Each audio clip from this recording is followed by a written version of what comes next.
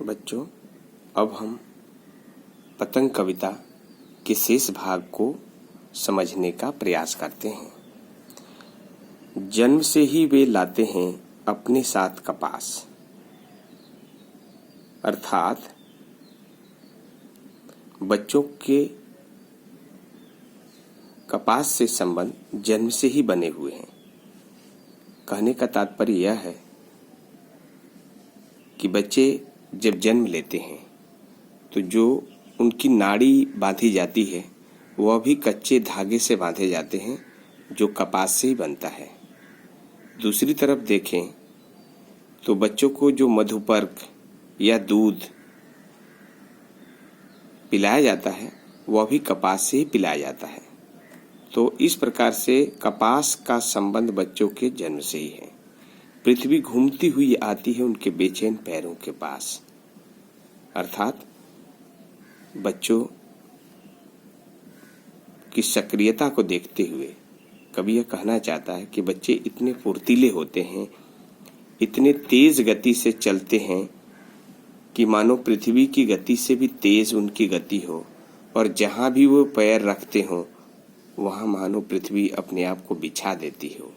तो पृथ्वी घूमती हुई आती है उनके बेचैन पैरों के पास। जब वे दौड़ते हैं बेसुध, बेसुध मतलब बिना सुध बुध के, क्योंकि उस समय गिरने, चोट लगने, इन सब का ख्याल किए बिना बच्चे दौड़ रहे होते हैं। छतों को भी नरम बनाते हुए, छत यानी कठोर सतह, कठोर सतह भी नरम कब होती है?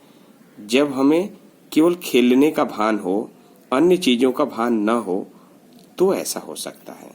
तो छतों को भी नरम बनाते हुए, दिशाओं को मृदंग की तरह बजाते हुए। मृदंग एक तरह का वाद्य यंत्र होता है।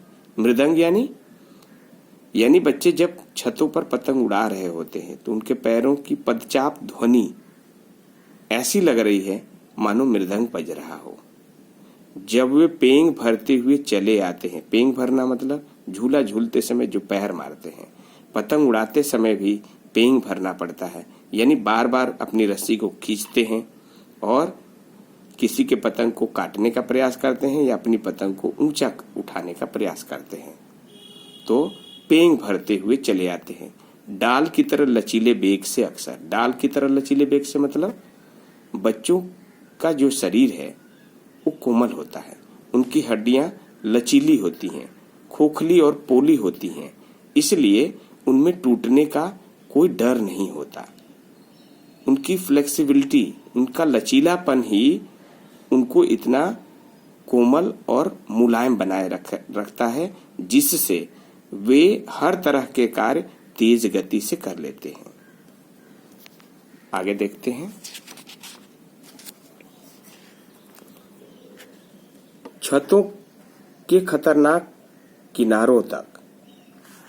अब यहां देखना है कि बच्चे जो है पतंगबाजी के इस खेल में आगे बढ़ते हुए जा रहे हैं और छतों के खतरनाक किनारों तक उड़ाते उड़ाते बच्चे अक्सर सुध बुध खो देते हैं, तो छत के खतरनाक किनारों तक भी आ जाते हैं और पतंग उड़ा रहे होते हैं। उस समय गिरने से बचाता है उन्हें सिर्फ उनके ही रोमांचित शरीर का संगीत।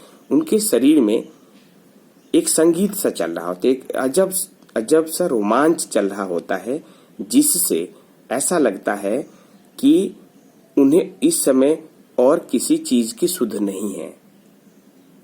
पतंगों की धड़कती ऊंचाइयां उन्हें थाम लेती हैं, अर्थात ऊंची उड़ रही पतंग मानो उन बच्चों के वजन को भी एक धागे के सहारे थाम लेती हैं। पतंगों के साथ वे भी उड़ रहे हैं। सच्चाई यही है कि बालमन पतंग के साथ साथ स्वयं को भी उड़ा रहा होता है, क्योंकि पतंग का उड़ना उनके मन के रोमांचित भाव को बोध कराने वाला होता है। अपने रंध्रों के सहारे, यानी पतंग को धागे के सहारे बांधा जाता है, जिसके चलते पतंग में छेद करना पड़ता है और उसमें धागा पिरोकर उसे बांधा जाता है, जिन्हें कन्नी बांधना कहते हैं, और इस प्रकार से वे उड़ाते हैं। अगर वे कभी गिरते हैं छतों के खतरनाक किनारों से, कभी कभी बच्चे अक्सर गिर जाते हैं और छतों के अगर खतरनाक किनारे तक आ जाते हैं और गिर जाते हैं और बच जाते हैं, तब तो गिरे और बच गए, तब उनमें और भी अधिक जोश आ जाता है, निर्भीकता आ जाती है, निडरता आ जाती है और वे और भी निडर होकर सुनहले सूरज के सामने आते हैं। यानी और भी कठिन परिस्थितियों का सामना करने के लिए मानो प्रकृति उन्हें तैयार कर देती है और पृथ्वी और भी तेज घूमती हुई आती है उनके बेचैन पैरों के पास। मानो पृथ्वी की गति और भी तेज हो गई हो और बच्चे जो है पृथ्वी की गति के समान स्वयं को भी गतिशील बना लेते हैं। इस प्रकार से इस पाठ की व्याख्या पूरी होती है। धन्यवाद।